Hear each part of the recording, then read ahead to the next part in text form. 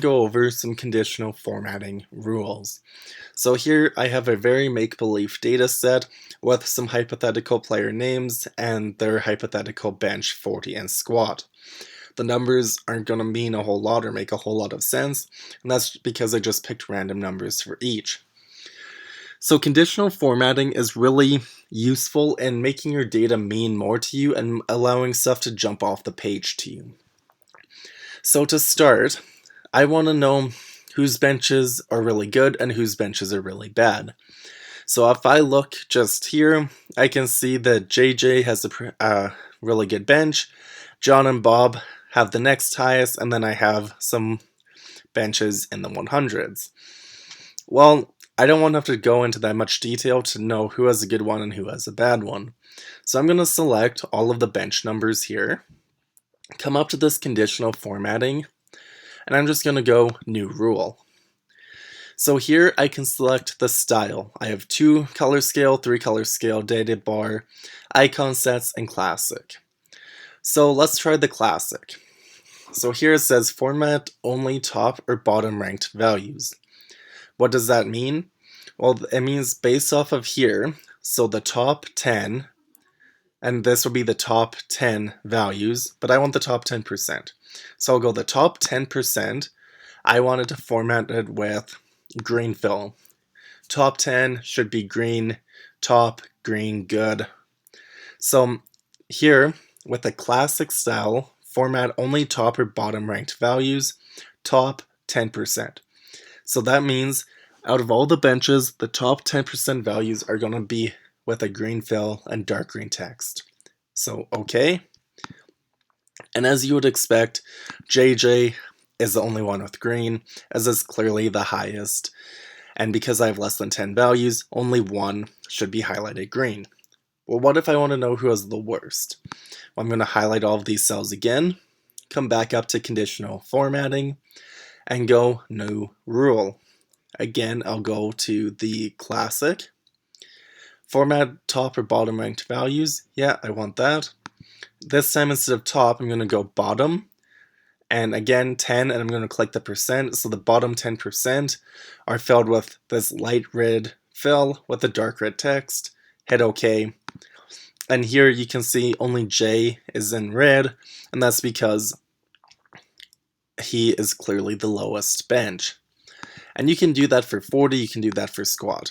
So for 40, I'm going to try a different conditional formatting one. So I'll select all of the 40 times here, go conditional formatting, and let's go color scales. I'll just pick the very first one in the color scales, the green, yellow, red color scale. So I'll click, and here you can see that it automatically goes on this gradient for me, where it's backwards because the smaller the number is in red. So this 439 is actually the fastest 40 time, but it's in red because it's the smallest number. Typically bigger numbers are good. So that's why Bill here with a 5340, which is the highest time, is in the dark green. Okay, well, I don't want that, so I'm going to select all of these 40 times, come up to conditional formatting, clear rules, and now do I want to clear rules from the entire sheet or just from the selected cells? Because I don't want to get rid of the conditional formatting on the bench, I just want the selected cells, so select that one. And that's how that goes away. Coming back, I'll select all of the 40 cells here, go back up to conditional formatting, and this time let's do the new rule, and let's go to the classic. We already did format top or bottom, so let's do a different one. Let's do format only values that are above or below average. So here I'm going to go below average. So any number that's below the average will be filled in with this light red fill, dark red text. Okay, so here I have 2 values in the red, and considering I have 6 rows, well, only 2 should be below the average. And again, they're red because the lower the number is what it is. But that doesn't make too much sense for the 40 time, so I'm going to select these again. Conditional formatting, clear rules from selected cells. Then I'll go to conditional formatting, new rule. I'll go back to that classic, format, only values that are above or below average. And now this time, because a bigger number for the 40 time is worse, I'll keep it as above the average, as in red, hit OK.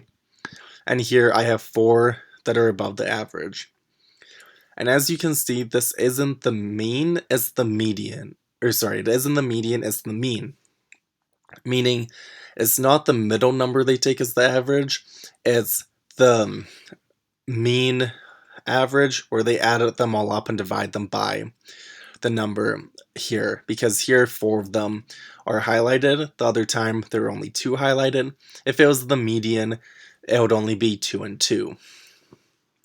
So let's keep that for the 40 time. Let's move over here to the squat. So select all of the squat numbers, go up to conditional formatting, and let's do new rule again. Let's do the 2 color scale and let's see what happens. Hit OK. And here, as you can see, the lighter the number, the bigger the number, and then the smaller the number, the darker the number. So this is very similar to the gradient that I showed you on the 40. I don't really want that here, so I'm going to select them, come up to conditional formatting, and clear rules, and clear from selected cells. I'll re-highlight all the squat numbers, go up to conditional formatting, and let's do icon sets. And let's just, for fun, do these 3 different arrows and see what happens.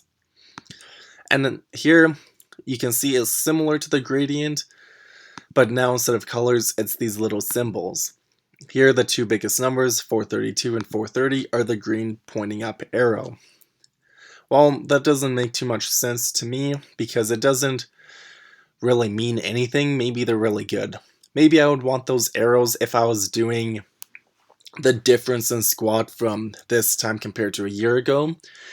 And if they went up or went down, then maybe I wanted to do them for that, but I don't. So I'll clear them, coming up to conditional formatting, clear rules from selected cells. I'll come back up, conditional formatting, new rule, and let's do the classic again. And now let's do only cells that contain. And here, we can highlight cells that only contain either specific text, a cell value, dates, blanks, no blanks, errors, or no errors. So let's go specific text, and now it's either containing, not containing, beginning with, or ending with. So let's do containing, and let's pick 400, which is what JJ has. And let's go with the green fill here. Okay, and now only he is highlighted because only him has the very specific text. Well, I don't really want that in this situation, so I'll clear it, select, conditional formatting, clear rules, clear from selected. Now I'll come up to conditional formatting, new rule, I'll go again to the classic, and let's go back to the cells that contain. Again, I will go specific text, and I will do beginning with, and let's start with 1. Any squats that are in the 100s, will fill them in with a dark red. Hit OK, and that's exactly what it does. Both of these squats, which are in the 100 range, are in red, which is exactly what I want. Well, what if I want another one where I don't want 200 to be highlighted, I only want the ones in the 400 to be? I'll select all of them again, conditional formatting, new rule, come up to classic, only cells that contain, specific text, beginning with 4, and then I'll do green fill. So any squats that are in the 400s will be filled in with green, hit OK, and that's exactly what happens, where both of the squats in the 400 are green. And I don't want anything for the 200 or 300, I just want to see the really good ones and the really bad ones. So that's a fairly comprehensive overview of conditional formatting that you can use for player stats, team stats, efficiency rankings, whatever you want really. I really encourage you to use conditional formatting when you're doing tendencies for sure, especially if you're doing efficiency reports or yardage stuff, because it's going to make the data pop off the page to you and you can see what you need to focus on really, really quickly because of it. So that's all on the conditional formatting. Thanks for watching.